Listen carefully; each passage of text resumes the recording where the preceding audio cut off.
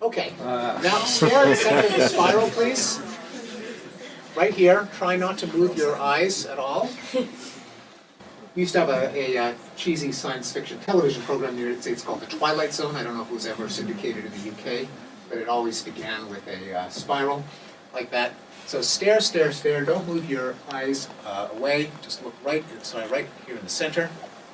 Okay, stare, stare, stare. Okay, now I'm going to count down, and what I simply want you to do after I finish counting down is just look back at me. In fact, just look, when I say go, just look at my nose. Okay? Okay, so 10, 9, 8, 7, 6, 5, 4, 3, 2, 1. Now look at me. This is the great exploding head illusion. And I said it was, you don't need fancy technology to experience this illusion in everyday life. I actually encountered it by accident once when I was mountain biking in California, and as I was going along a trail, I suddenly reached the edge of a cliff and looked at the cliff on the other side of the ravine, and it seemed to be moving backward, backward, and I was just staring at it, trying to figure out what was going on. I thought, am I having an LSD flashback from the 60s? Then I realized I never took LSD in the 60s, so it couldn't be that.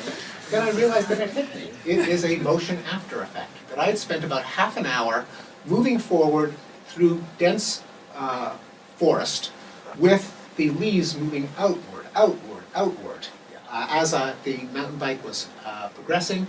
Then when I got to a neutral, non-moving stimulus, the cliff on the other side of the canyon, it looked like basically it was visually contracting, which is the opposite of the expansion from looking at the leaves. Contraction equals motion in depth, and so it looked like it was perpetually receding, but at the same time not going anywhere.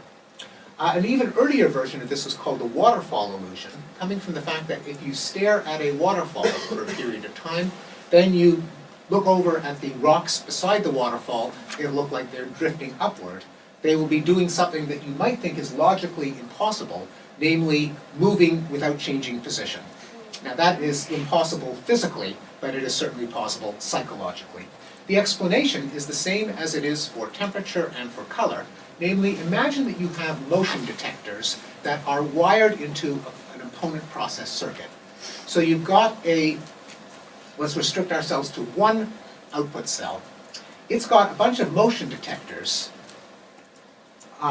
for inward motion in toward the fovea that excite it. It's got a bunch of motion detectors for motion outward from the fovea, inhibiting it. If you have repeated stimulation of in, the inward motion detectors are habituated, the outward motion detectors are fresh and ready to go. You then have a neutral stimulus, say my face, equal amounts of inward and outward motion objectively, namely my face isn't doing anything, but because your inward motion detectors are habituated, your outward motion detectors are normal, the balance will be toward the outward motion detectors, and you see the great exploding head illusion.